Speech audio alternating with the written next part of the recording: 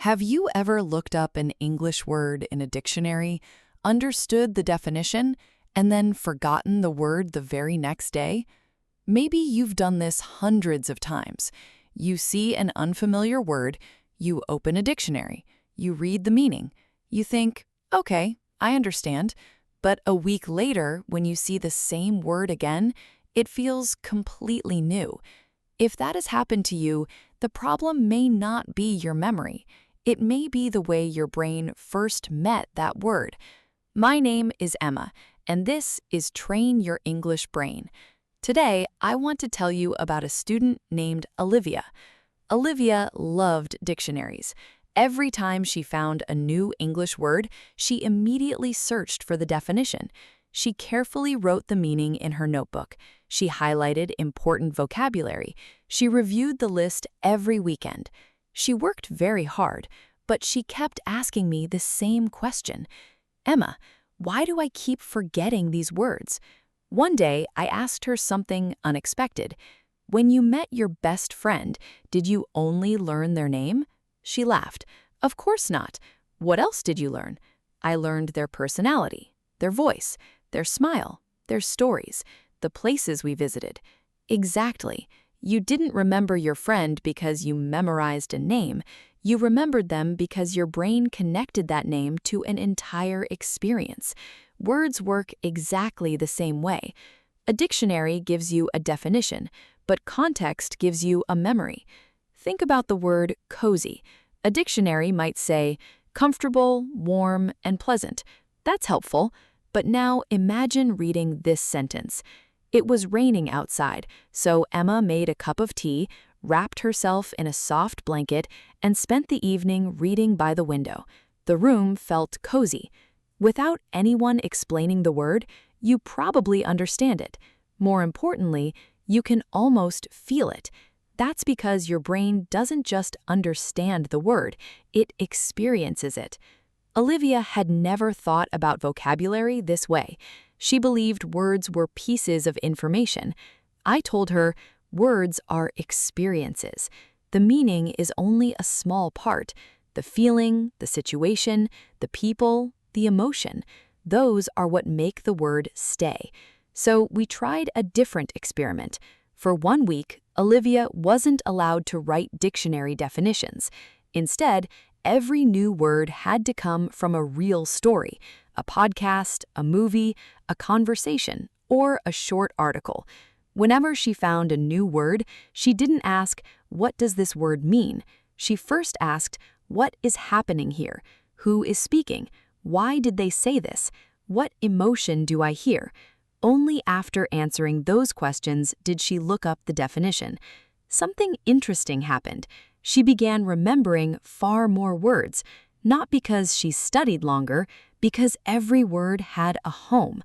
Think about seeing a single puzzle piece. By itself, it doesn't tell you very much. Now imagine seeing the entire picture. Suddenly, every piece makes sense.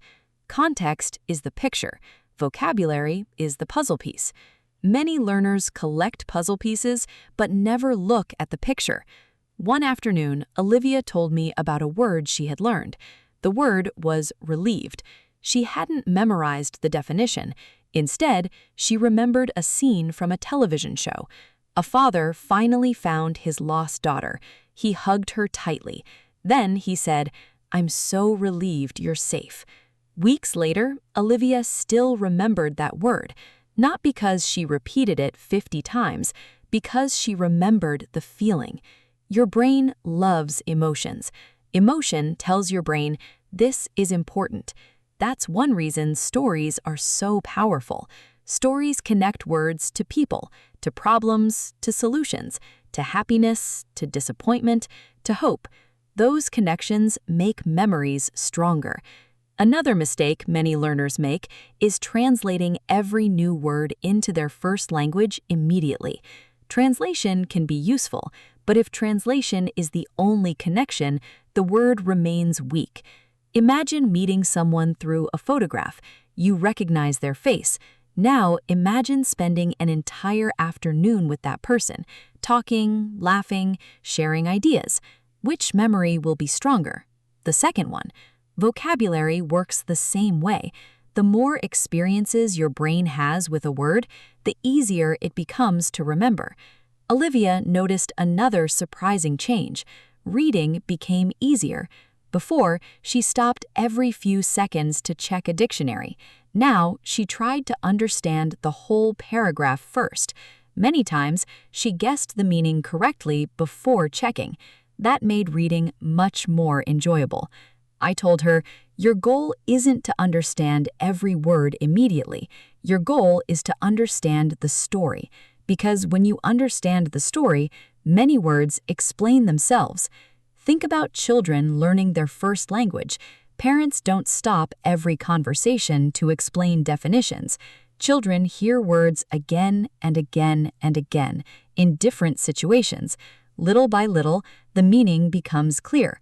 Adults learn differently in some ways, but our brains still love patterns, still love stories, still love context. Month later, Olivia smiled and said, I don't panic when I see a new word anymore. I get curious. That one sentence told me everything. Curiosity changes the way we learn. Fear makes the brain close. Curiosity makes the brain explore. And exploration creates stronger memories. So here is your challenge for today. The next time you find a new English word, don't open the dictionary immediately. Read one more sentence, then another. Ask yourself, what is happening? Who is speaking? How does this person feel? Make a guess first, then check the dictionary. You may be surprised how much your brain already understands. Remember, a dictionary tells you what a word means, but context teaches you how the word lives. And words that become part of a story often become part of your memory. My name is Emma, and I will see you in the next episode.